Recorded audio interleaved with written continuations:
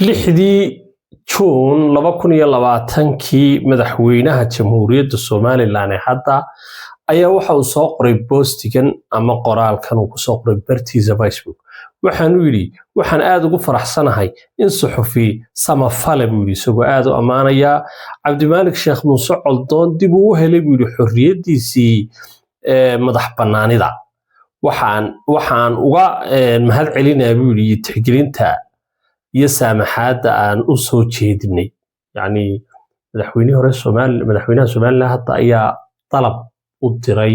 madaxweynihii hore Somaliland sidii loo sii deyn lahaa sawirkana waa sawir xilliga ay wada galeen madaxweynaha Somaliland iyo xoghayihiisa iyo barkhad iyo groupka ma aragtay aad arkayso ayaa wada galay okay taasi waa mid waxaan isbarbar dhiganaa marka waxa maanta jira iyo shalay sidii arrintu ahayd bandooniya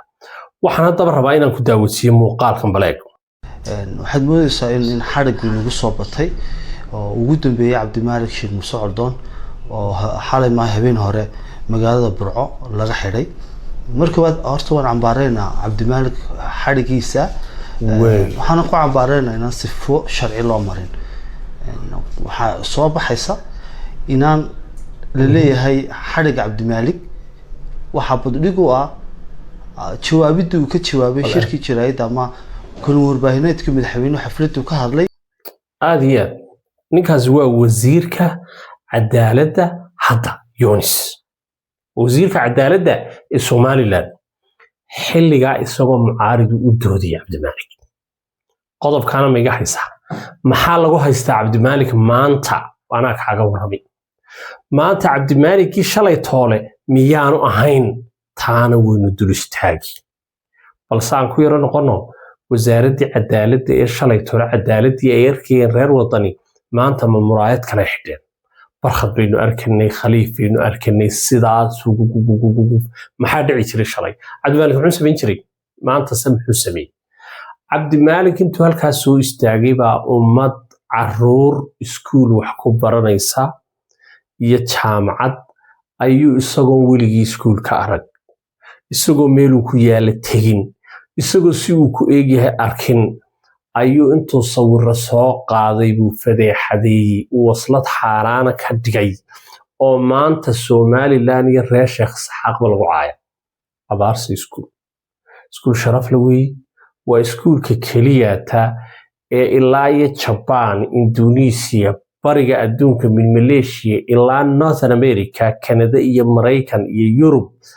isagoo imtixaan laga qaadan shahaadadiisa aad ku gasho jaamacadii kale ee waadugay jaamacadii hablaha barso siyadna u fadeexday okay waxa soo dhan inagoo arkayna oo iskuuladii ganacsigii ummadda dadkii dad gaara uu sidaas target ka saaro reer gaara uu la go'ay Cabdimaalik ayaa markii la xidhay ee la yiri waxaan cadeena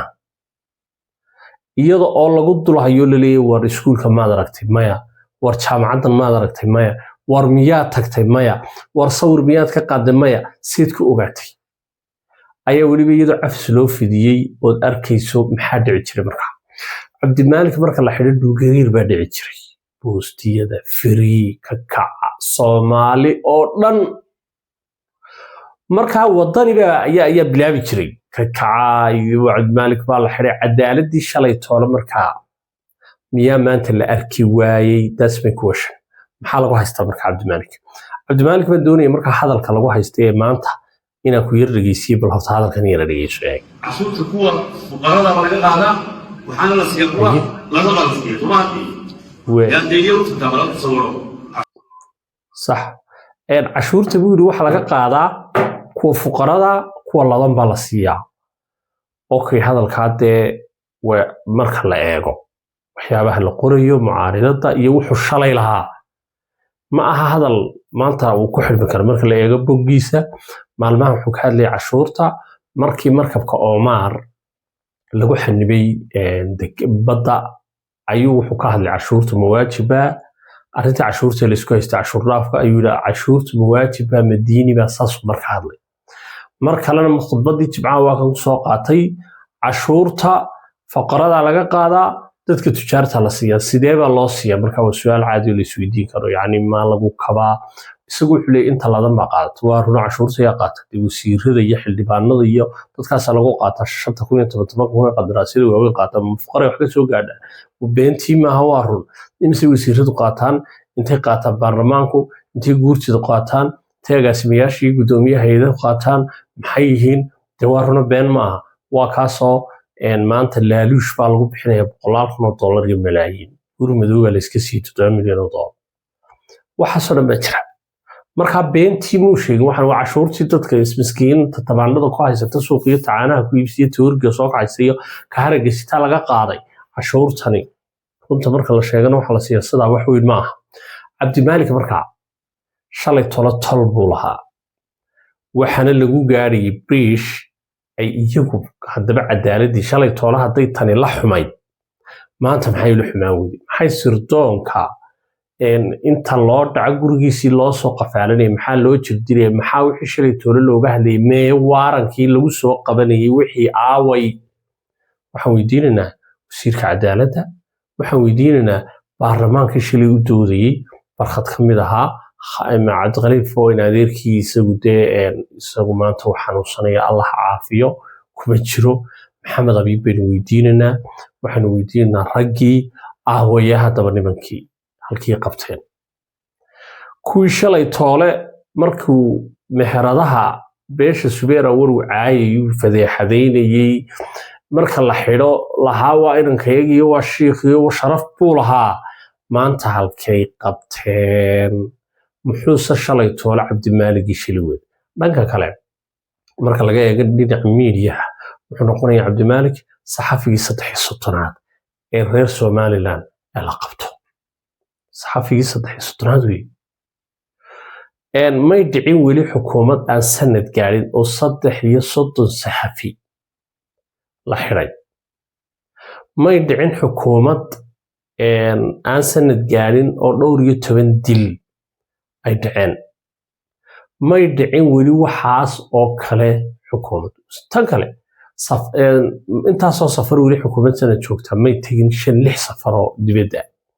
oo midho dhal aan lahayn oo meel lagu socdiyo meel lagu bahaliyo meel loo socda aan la garanayn marka waxa weeyaan qaangaar la'aanta xukuumadday taasina ka mid tahay tacadiga wariyayaashu waa kuwii shalay toole ka qayliyey wariye hebel baa bishaare baanday idinkii arkay wixii dhacay cabdimaalik gebi wariyaha la xidho idinkii u doodayay aawi kii u doodayay markaa aawi cabsaaqteera aawi bakaylihii shalay toole qaylinayay aawi nimankii hadlayay aawi miidiyihii qaylin jiray miidiyihii baan raadinaya aawi miidiyihii waaweynaaye free dahayn jiray marka waxa weeyaan waxaan kuu sheegayaa inaan siyaasadu taldhimo iyo waxba lahayn oo kursiga marka lagu gaarayo nin waala shalay toole nin wanaagsan buu ahaa maantana waa cilaaj soo maaha cabdimaalik maanta cilaaj baad qorteen shalayna boqol buu ahaa barnaamijkaas sheer gare meel fog gaarsii aad iyo aad baan kuu salaamaya